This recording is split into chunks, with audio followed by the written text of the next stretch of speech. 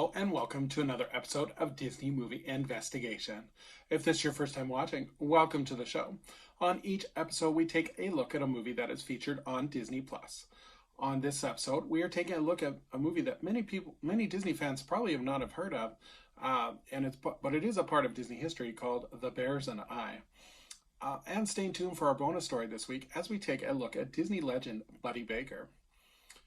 And if you are enjoying these videos, I do ask that you please hit that subscribe button. That way you will be notified with each new video. But for now, enjoy this episode of Disney Movie Investigation. So like I said, today we're covering The Bears and I. This movie was released on July 31st, 1974, and it was directed by Bernard McEveety, and it is based on the Bears and I novel by Robert Franklin Leslie. The production company was Walt Disney Productions, and it was distributed by Buena Vista Entertainment, or Buena Vista Distribution, I should say.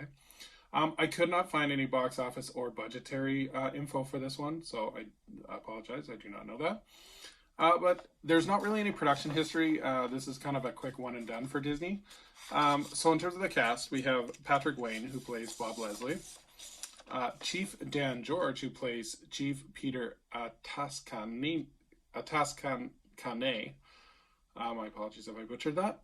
Andrew Duggan, who plays Commissioner Gaines. Michael and Sarah, who plays Oliver Redfern. Robert Pine, who plays John McCurtain. Valentin de Vargas, who plays Sam Eaglespeaker. And Hal Baylor, who plays the foreman. So in terms of the plot, Bob Leslie is a Vietnam veteran who goes to the Canadian Rockies when he is discharged. There, he adopts 3 orphan bear cubs, and as well as helps an Indian tribe get back their land that is legally theirs. So again, there's not a lot on this movie. It's one of Disney's kind of deep buried, one of the movies that's resurrected with the beauty of Disney Plus. But in terms of recommending the movie, I think this movie is underdeveloped. And I think that this one, there's 2 different real stories, but neither one of them is complete. The first one is the story of Bob raising the cubs without a mother, but it's not linear, and it's often broken up into chunks and intertwined with the other story being the story of the tribe losing their land for the government who wants to make the land into a national park. So neither story is really developed, and it kind of intertwines with each other. It seems like this was like a TV special, but it was like, okay, well, we can make a movie out of it. But it's just not really that well developed. The other part of it is that the narrative from Bob Leslie, he narrates the events going on in his life, and it just seems like it's like overkill. Like, we can tell what you're doing. You don't need to explain every little point. So yeah, I think this movie is a great example of what the Walt Disney Company was doing in the 1970s after Walt had passed away. It was kind of directionless, and they were just kind of doing movies to see what would work, and this one unfortunately did not work. Overall, I think this is like I said, it's a great example of Disney history, but it's not one I'm going to be rewatching numerous times. So on to more positive notes. Our bonus story this week is Buddy Baker.